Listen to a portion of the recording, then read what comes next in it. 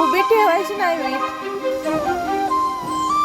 Ground मध्ये इकडे टाकली म्हणजे नाही.